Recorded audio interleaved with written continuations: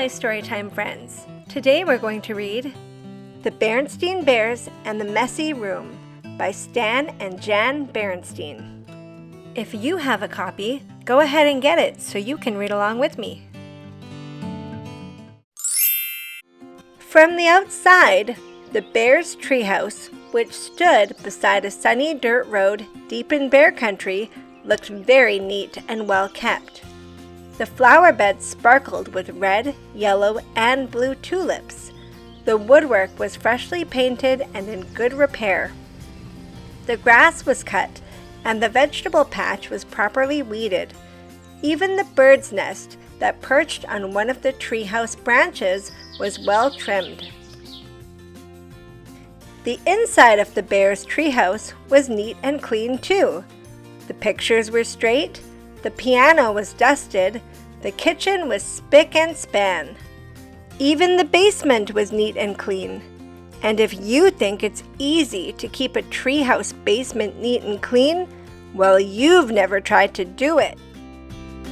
Yes, the bear's treehouse was a lesson in neatness and cleanliness, except for one place. Brother Bear and Sister Bear's room.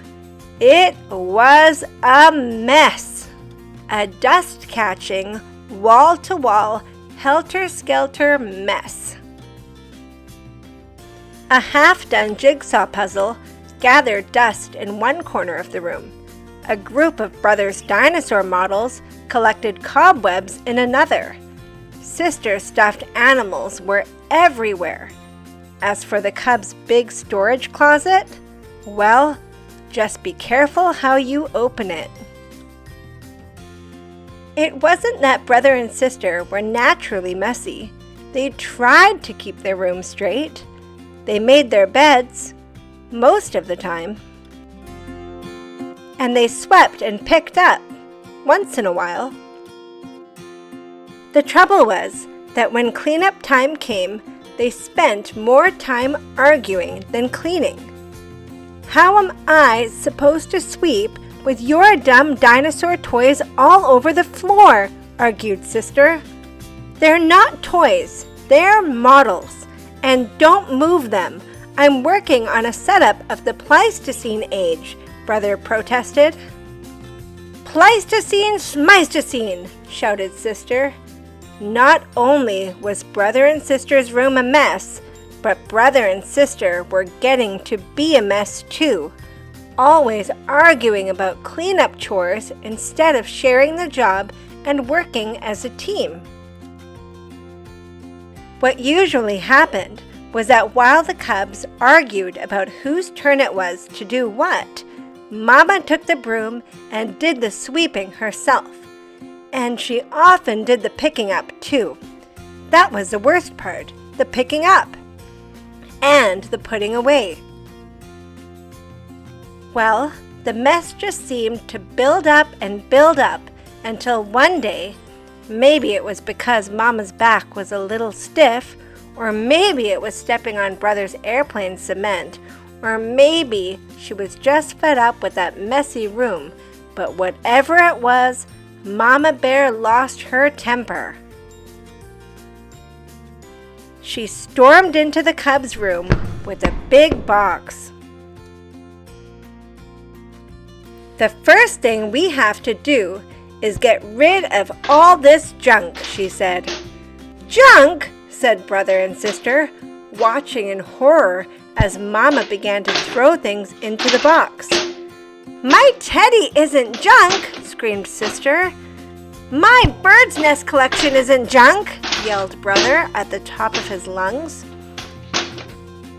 The screaming and yelling got so loud that it reached Papa, who was in his workshop putting the finishing touches on a batch of chairs that had been ordered by one of his customers. He couldn't imagine what was wrong. He hurried up the stairs and looked into the messy, noisy room. It didn't take a deep thinker to figure out what was going on.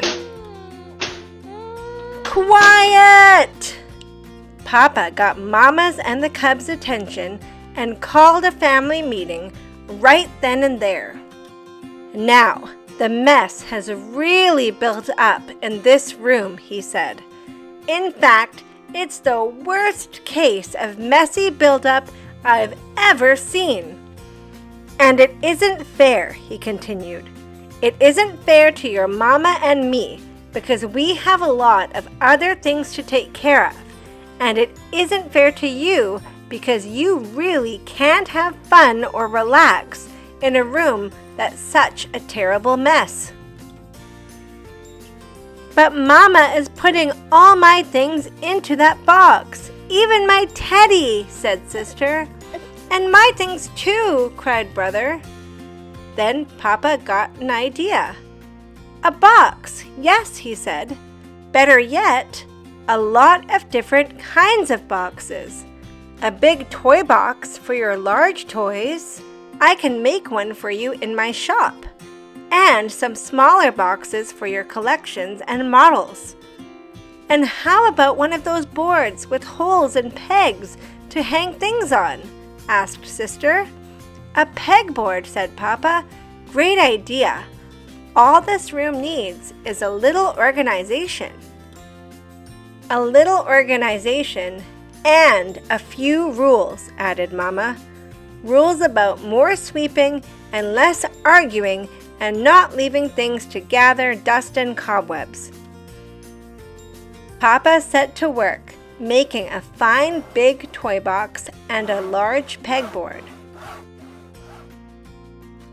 While the cubs and Mama sorted out toys, books, games, and puzzles and put them into boxes that fit neatly into the closet. Every box was clearly labeled. Some of the cubs' things did end up in Mama's big throwaway box. Not Sister's teddy, of course, but some of Brother's bird's nests, the crumbling, falling apart ones. It was a very big job cleaning up all that messy buildup, but after a lot of straightening up and putting away, the job was finally finished. "Wow," said Brother, "that was quite a job, but it was worth it." "It looks like a whole new room," said Sister. The cubs were right. And Papa had been right too. It was so much more enjoyable to live in a neat, clean, well-organized room, and so much more relaxing. It wasn't as exciting to open the big storage closet now, but it was much more practical and a lot more fun. If you liked that story, don't forget to like and subscribe. New stories are uploaded each week, so come back and visit us soon. Thanks for watching.